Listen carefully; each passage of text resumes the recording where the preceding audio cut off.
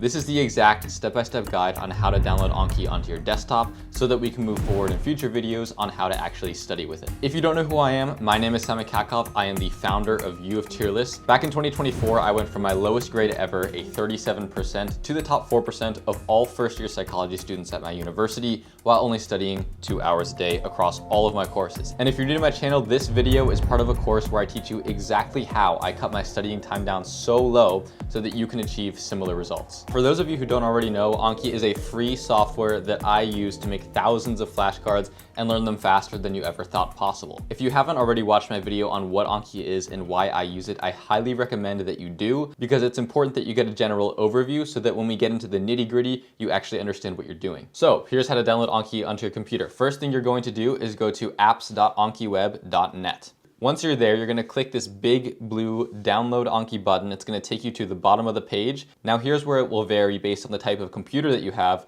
If you have a Windows, go ahead and click the Windows version. If you have the Mac, click the Mac version. If you have Linux, click the Linux version. Now, one thing to bear in mind is that the latest version is Anki 25.02. And if you have an older computer, you might need to go for a less recent version. This is fine. It's not going to impact your studying very much. All you'd have to do is click change notes and older versions. But I would recommend starting with the 25.02 and seeing if it works on your computer or not, because that is the most recent version and the most up to date. Once you click on the respective version of Anki for your computer, it will start a download. All you have to do is open it up and drag and drop it to your applications. Once it's on your desktop, go ahead and open up the application.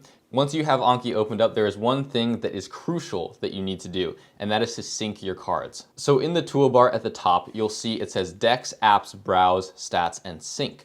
Go ahead and click Sync, and it will prompt you to make an account. What those two big bars are is it's showing login, but if you read above it in small print, it will say create new account. Go ahead and click that if you don't already have an account. It will take you over to this create account page. Go ahead and set up your account, confirm your email, and then come back to the Anki homepage. Once you're back on the Anki homepage, click sync again. The keyboard shortcut for this that I use all the time is the letter Y. So go ahead and click Y, and that will sync your cards. Syncing your cards is extremely important because it saves your progress to your account. I've already covered why it makes it extremely convenient, but for short, it means you can study anywhere at any time at your convenience, and it cuts down a lot of the dead time that you have throughout the day. For instance, on public transit or waiting in line. I'll often just study on my phone.